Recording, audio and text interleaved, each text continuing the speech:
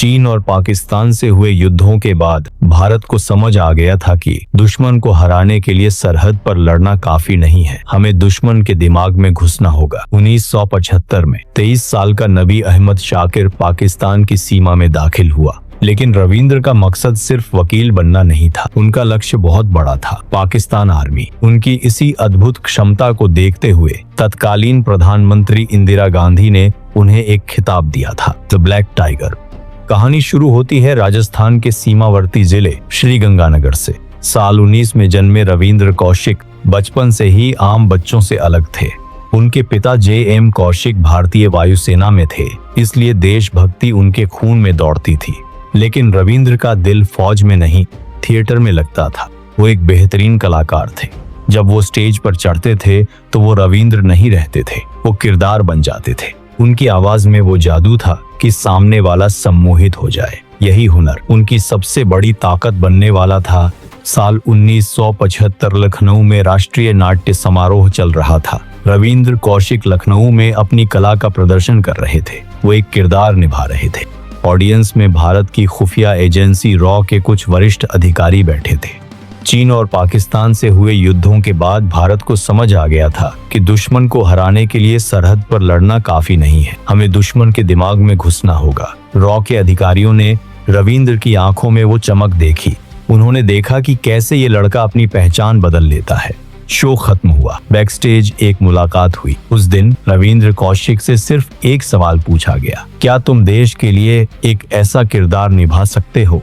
रविंद्र के पास मना करने का विकल्प था। वो एक अच्छी खासी जिंदगी जी सकते थे, लेकिन उस 23 साल के लड़के ने अपनी माँ की तस्वीर को दिल में रखा और कहा, मैं तैयार हूँ। रविंद्र कौशिक को दिल्ली बुलाया गया। अब शुरू हुई उनकी असली परीक्षा। यह कोई फिल्म नहीं थी जहाँ एक गाने में हीरो ट्रेन हो जाता है। यह रॉ की ट्रेनिंग थी। उन्हें 2 साल तक कड़ी तपस्या से गुजरना पड़ा। उन्हें उर्दू सिखाई गई ताकि जब वो बोले तो लगे कि वो पैदाइशी पाकिस्तानी है। एक हिंदू लड़के को इस्लाम की बारीकियां सिखाई गई। नमाज कैसे पढ़नी है, वजू कैसे करना है, कुरान की आयतें, सब कुछ उनके दिमाग में उतारा गया। सबसे दर्दनाक हिस्सा था अपनी पहचान मिटाना। मेडिकल जांच में पकड़े न जाएं, इसके लिए रविंद्र ने अपना खतना करवाया। यह एक बहुत बड़ा कदम था। श्रीगंगानगर के सारे रिकॉर्ड मिटा दिए गए। अब रविंद्र कौशिक नाम का कोई इंसान कागजों में जिंदा नहीं था। नया नाम मिला नबी अहमद शाकिर, निवासी इस्लामाबाद। साल 1975 में रविंद्र अपने परिवार से आखिरी बार मिले। उन्होंने अपनी माँ, पिताजी और छोटे भाई को नहीं बताया कि वो कहाँ जा रहे हैं। उन्होंने बस इतना कहा, मैं दुबई जा रहा हूँ काम के सिलसिले में। किसी को नहीं पता था कि ये दुबई असल में पाकिस्तान है और ये काम मौत के मुंह में हाथ डालना है। 1975 में 23 साल का नबी अहमद शाकिर पाकिस्तान की सीमा में दाखिल हुआ। उसका कवर स्टोरी एकदम पक्की थी। उसने कराची यूनिवर्सिटी मेल्ब में एडमिशन लिया। उसने न सिर्फ अपनी पढ़ाई पूरी की, बल्कि वो एक बेहतरीन छात्र बनकर उभरा। उसने वहां दोस्त बनाए, लोगों का भरोसा जीता। कोई सोच भी नहीं सकता था कि क्लास में सबसे आगे बैठने वाला वो होनहार छात्र रात को रेडियो सिग्नल के जरिए भारत को खबरें भेजता है। लेकिन रविंद्र का मकसद सिर्फ वकील बनना नहीं था। उनका लक्ष्य बहुत बड़ा था, पाकिस्तान आर्मी। मिशन इम्पॉसिबल था, लेकिन रविंद्र की तैयारी इतनी जबरदस्त थी कि उन्होंने न सिर्फ लिखित परीक्षा पास की, बल्कि इंटरव्यू में भी सबको प्रभावित कर दिया। वो मिलिट्री अकाउंट्स डिपार्टमेंट में बतौर क्लर्क भर्ती हुए और फिर अपनी काबिलियत के दम पर कमीशन्ड ऑफिसर बने। अब वो मेजर नबी अहमद शाकिर थे, एक भारतीय जासूस। पाकिस्तान सेना की वर्दी पहने उनके ही बेस में उनके ही लोगों को आदेश दे रहा था। यह रॉ की इतिहास की सबसे बड़ी कामयाबी थी। 1978 से 1983 का दौर रविंद्र कौशिक का गोल्डन टाइम था। अपनी स्थिति को और मजबूत करने के लिए उन्होंने पाकिस्तान की एक लड़की अमानत से शादी कर ली। अमानत एक स्थानीय दर्जी की बेटी थी। रविंद्र ने उससे सच्चा प्यार किया था या यह भी मिशन का हिस्सा था, यह कोई नहीं जानता। लेकिन अमानत के साथ उनका एक बेटा भी हुआ। अमानत को कभी भनक तक नहीं लगी कि उसका शौहर एक भारतीय है। मेजर की रैंक पर होने के कारण रविंद्र की पहुंच टॉप सीक्रेट फाइलों तक थी। कहा जाता है कि उस दौर में पाकिस्तान जो भी योजना बनाता था वो रावलपिंडी आर्मी हेडक्वार्टर से निकलने से पहले ही दिल्ली में इंदिरा गांधी की मेज पर पहुंच जाती थी। पाकिस्तान परमाणु बम कैसे बना रहा है, उनके लॉन्च पैड कहाँ है, राजस्थान बॉर्डर पर सैनिकों की तैनाती क्या है। रविंद्र ने करीब 20,000 दस्तावेज भारत भेजे। उनकी सटीक जानकारी ने हजारों भारतीय सैनिकों की जान बचाई। राजस्थान की सीमाओं पर भारत हमेशा पाकिस्तान से 2 कदम आगे रहा।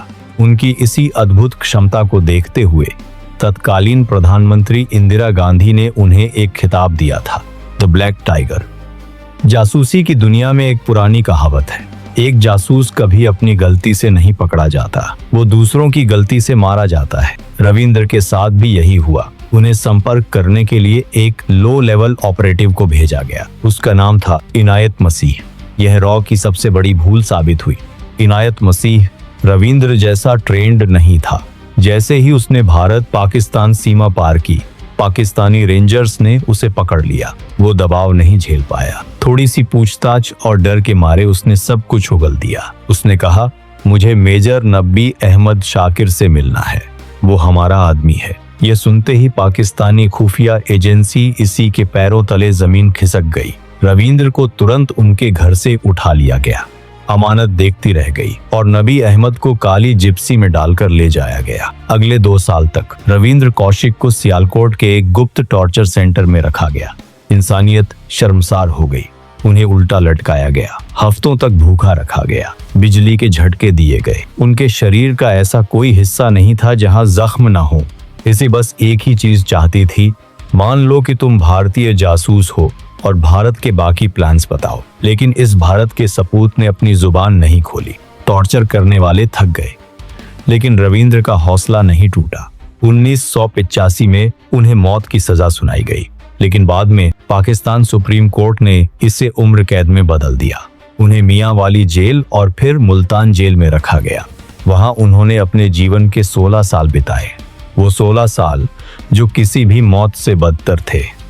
जेल के उन अंधेरे सालों में रविंद्र ने किसी तरह भारत में अपने परिवार को खत भेजने का जुगाड़ कर लिया था। एक खत में उन्होंने अपने पिताजी को लिखा, पिताजी, क्या भारत में लोग मुझे याद करते हैं?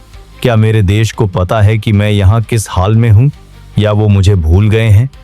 भारत सरकार ने हाथ खड़े कर दिए थे।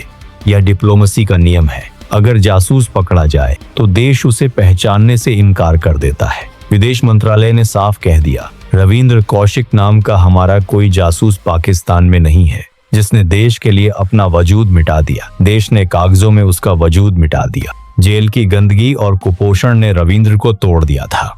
उन्हें टीबी हो गया। 21 नवंबर 2001 में द ब्लैक टाइगर की धड़कनें हमेशा के लिए थम गई।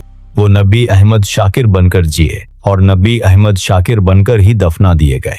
एक बेनाम कब्र में आज भी भारत का वो बेटा सो रहा है। उनके परिवार को उनकी लाश तक नहीं मिली तो बस खबर कि वो अब नहीं रहे। रविंद्र कौशिक आज हमारे बीच नहीं है, लेकिन उनकी कुर्बानी बेकार नहीं गई। आज अगर हम और आप अपने घरों में सुरक्षित बैठे हैं तो इसके पीछे रविंद्र कौशिक जैसे हजारों गुमनाम नायकों का बलिदान है। दोस्तों, अगर आपको यह वीडियो पसंद आई है तो वीडियो को लाइक कर चैनल को सब्सक्राइब कर लें और बेल आइकन को प्रेस कर लें। हम आपके लिए ऐसी ही दिलचस्प वीडियो लाते रहेंगे। जय हिंद।